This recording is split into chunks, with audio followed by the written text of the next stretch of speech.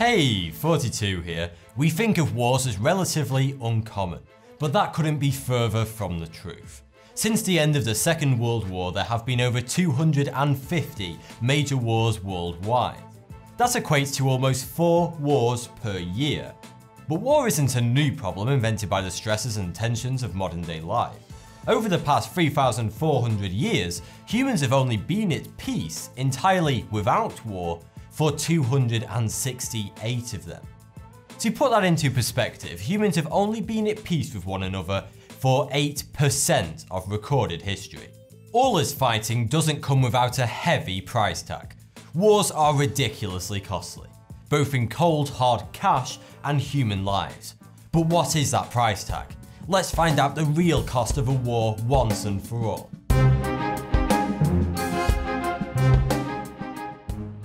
First, let's try and work out the cost of war's ugliest side effect: human lives. Every war has a different cost. So for the purpose of illustration, let's examine a recent, well-documented war, the Iraq and Afghanistan War on Terror. A long, large-scale and horrendously expensive war that began in 2001 following the 9/11 attacks, which to some extent still goes on to this day. The number of estimated deaths of the Iraq-Afghanistan war between 2001 and 2014 are as follows.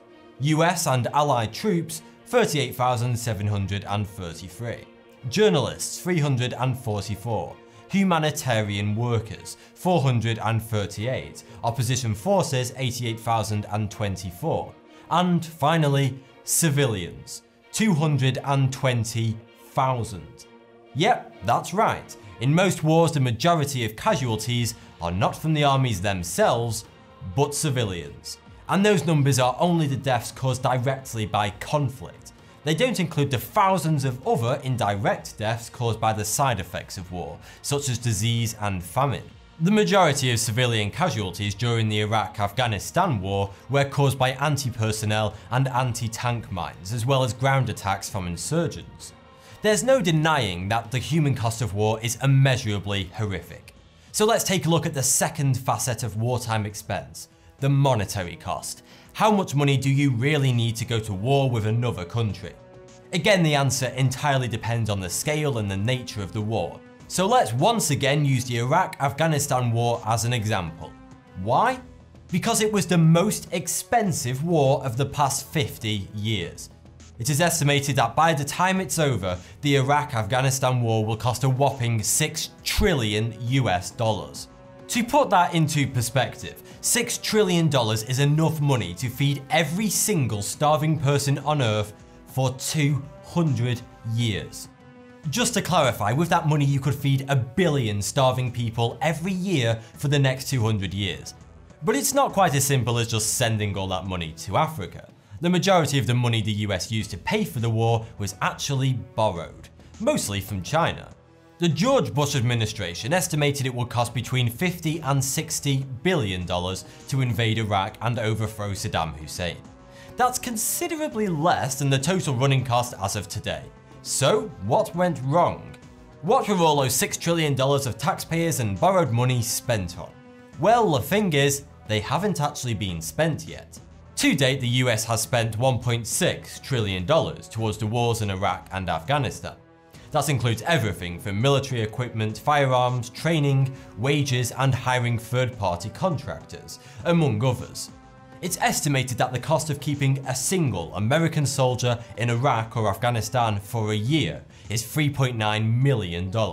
So where does the other estimated $4.4 trillion come in? Well, that comes later. The biggest cost of a war is not the war itself, it's the aftermath. Especially when you borrow most of the money you used to pay for the war. The majority of the money used to pay for the Iraq-Afghanistan war was borrowed, and there's a big load of interest to pay on top of it. The interest is so great, in fact, that over the next few years the repayments will tally up to several trillions of dollars. But there's an even bigger long-term cost. veteran care and benefits. 970,000 veterans of the Iraq and Afghanistan wars have registered for disability claims. Over the course of the next 50 years, payments for the care and welfare of all those veterans will bring the total cost of the war up to an estimated $6 trillion. But for every soldier who fights in the war, sadly for them, the war never ends. In 2012, more veterans of the Iraq and Afghanistan wars committed suicide than were actually killed in action. This isn't a new problem. Most veterans of the 1982 Falklands War have committed suicide since the war than died in combat. War has many evil facets, and whether it's a medieval battle or a modern-day high-tech skirmish, you can always count on two things.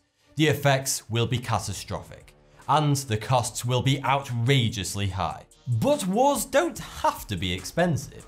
In 1920, the British forces defeated the dervish forces of Mohammed ADULLAH HASSAN, who was more commonly referred to as Mad Mullah amongst opposition forces.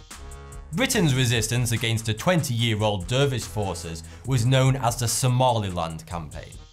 It came to a climax during the fifth and final war of the campaign in 1920, when the British Royal Air Force, accompanied by Britain's Somaliland Camel Corps, yes, that was actually a thing, defeated the dervishes' stronghold in what was then known as British Somaliland.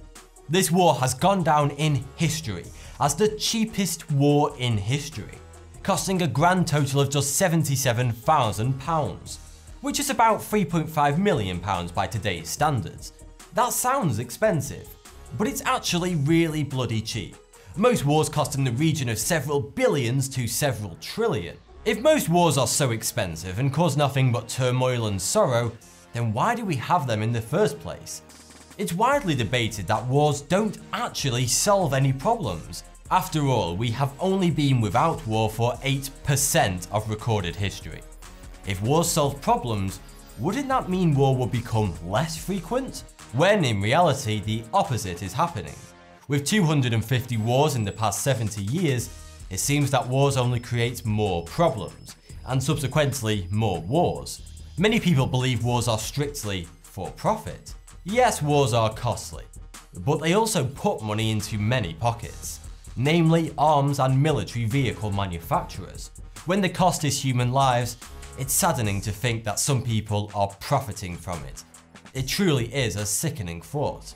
But whether profit is actually the main contributing factor to starting a war is still a topic of much debate and controversy. Every war is different. Sometimes it's driven by profit, and other times it's just the perverted fantasies and disillusions of a doomed soul. Thanks for the view. Subscribe for more Thoughty too. As a combat veteran, I know the cost of war. Tulsi Gabbard. Here are the 25 most expensive wars in history. 25. War on Terror. Including the wars in Iraq and Afghanistan, this fight has cost the nations involved a significant amount.